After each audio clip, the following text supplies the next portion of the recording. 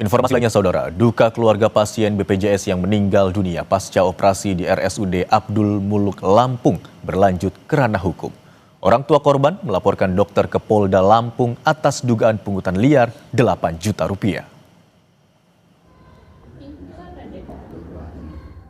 Sandi Saputra, orang tua pasien bayi berusia 2 bulan, melaporkan dokter yang menangani operasi buah hatinya ke Mapolda Lampung atas dugaan pungutan liar dan penipuan.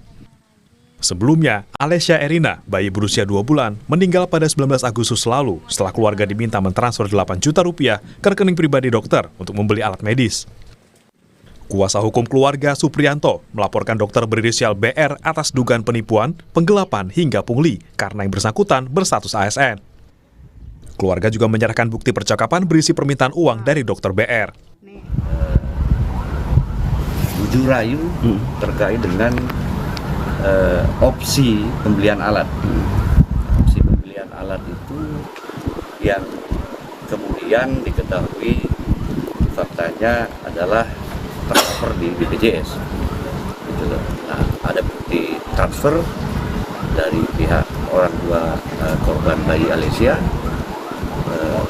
ke rekening pribadi atas nama oknum dokter yang bersangkutan.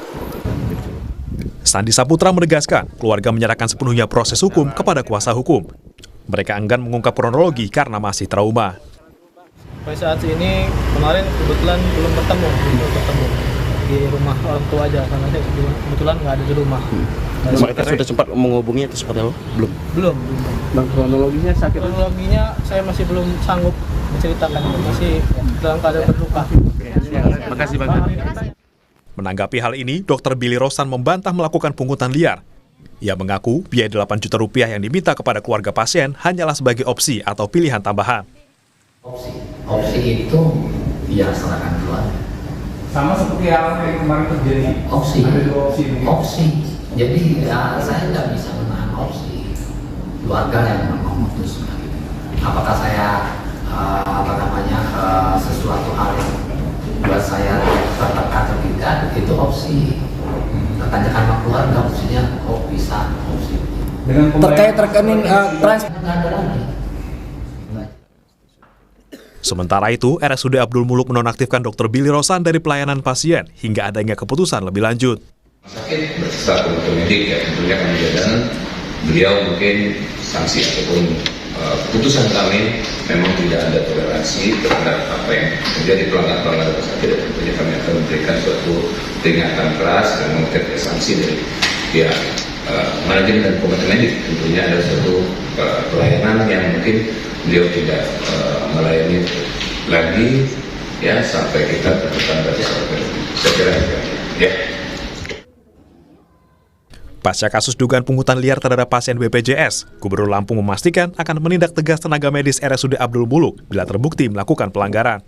Kami Pak Abdul Muluk terus berusaha memperbaiki pelayanan publik. Ya.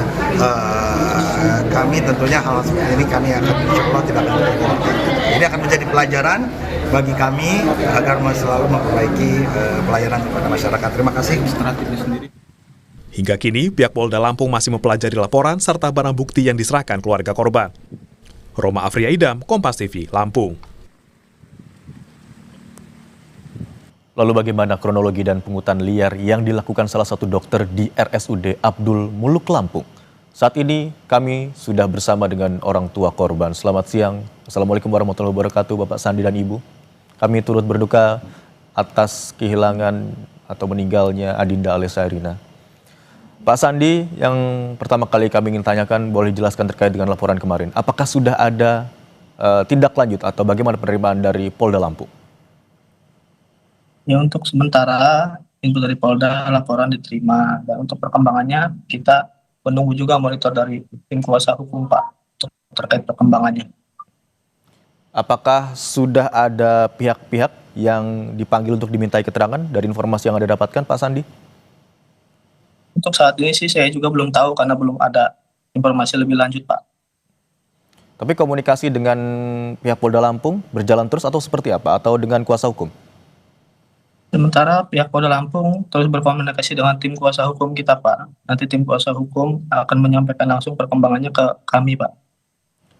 Hingga siang hari ini apakah sudah ada perkembangan yang diinformasikan kepada Anda maupun Ibu?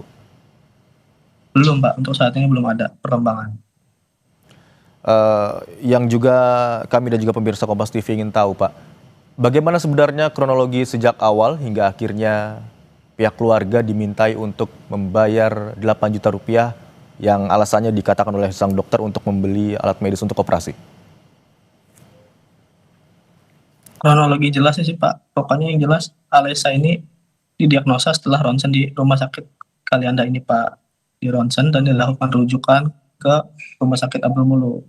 Nah, setelah di rumah sakit Abdul Muluk dan dilakukan ronsen juga, dan memang si Alesa ini anak saya menderita namanya penyakit disprum Pak, sehingga diperlukanlah tindakan operasi ini Pak. Dan dokter itu menyarankan karena operasi ini ada dua opsi. Yang opsi pertama itu 2 kali operasi. Setelah operasi itu berjalan selama 6 bulan, dilakukan operasi kembali Pak untuk yang kedua. Dikembalikan lagi ke awal. Nah, untuk opsi yang kedua ini Pak, dia menggunakan alat. Tadi bilang. Untuk terkait alatnya biar kami yang mencari, kata si dokter. Untuk kalau Bapak berminat, ntar Bapak catat nomor WA saya, dia bilang begitu.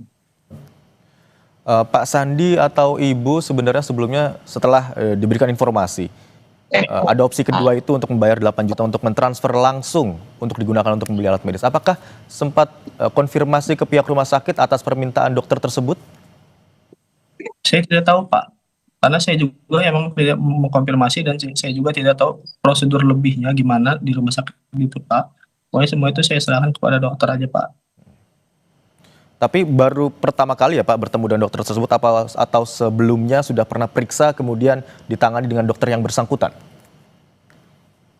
Sebelumnya sih hanya kontrol Pak, kontrol. Tapi dengan dokter yang bersangkutan yang meminta dana 8 juta rupiah tersebut atau bagaimana? Iya, karena kontrol ini kan pakai surat rujukan Pak dari rumah sakit sini, Kalianda. Dilakukan kontrol, diperiksa, dan itu ada beberapa rangkaian Pak kontrol itu, sehingga dia setelah ronsen itu memutuskan untuk dioperasi anak saya ini Pak. Oke, misalnya saat dikomunikasikan atau via pesan begitu ya, diminta untuk transfer untuk membeli alat medis, Anda langsung mentransfer, kemudian tindak lanjut dari dokter itu seperti apa? Apakah ada informasi yang disampaikan bahwa alat medis sudah kami beli dan operasi siap untuk dilakukan atau seperti apa? Sebelum transaksi ini Pak, dia intens WA saya Pak, dari tanggal hari Jumat itu Pak. Baik. Tanggal 8 Agustus. Dia intens WA sampai saya transfer di hari Senin. Itu dia intens WA saya, menanyakan terkait alatnya ini, apakah jadi dibeli atau tidak. Kalau tidak harus siapkan dana segini untuk membeli alatnya. Dana alatnya paling cepat 10 hari untuk dipesan itu. Dan yang saya sayangkan, yang saya sedihkan ini Pak, pasca operasi anak saya ini, saya sempat menanyakan Pak, karena kan sebelumnya Pak, pas operasi ini anak saya suruh puasa Pak, jam 4 subuh.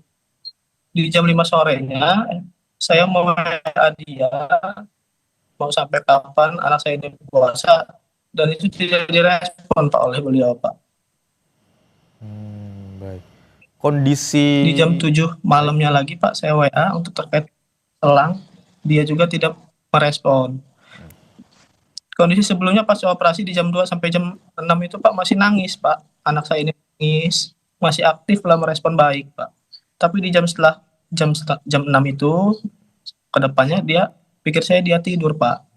Mungkin kecapean karena nangis, pikir orang tua. Tapi saya tungguin sampai jam 8 malam itu kok anak ini boro-boro nangis, ngulet layaknya bayi aja enggak dia. Sehingga saya ke perawat menanyakan hal tersebut. Perawat bilang saya lagi sedang menangani pasien lain, saya lagi meresepkan obat, tunggu sebentar ya. Di sini juga saya merasa kecewa Pak atas pelayanan rumah sakit itu Pak. Baik Pak Sandi. Pak Sandi, setelah menjalani operasi begitu terus kemudian keluarga merasa ada yang tidak atau kondisinya semakin memburuk begitu ya. Apakah ada pemeriksaan berkala yang dilakukan? Mungkin dokternya tidak ada, tapi mungkin ada tenaga kesehatan lain yang secara berkala memeriksa kondisi sang buah hati Pak? Itu saya terus Pak yang komunikasi Pak ke perawatnya untuk pemeriksaan sesuai prosedur. Tidak ada Pak. Kami sebagai keluarga yang meminta untuk suster itu dilihat Pak anak.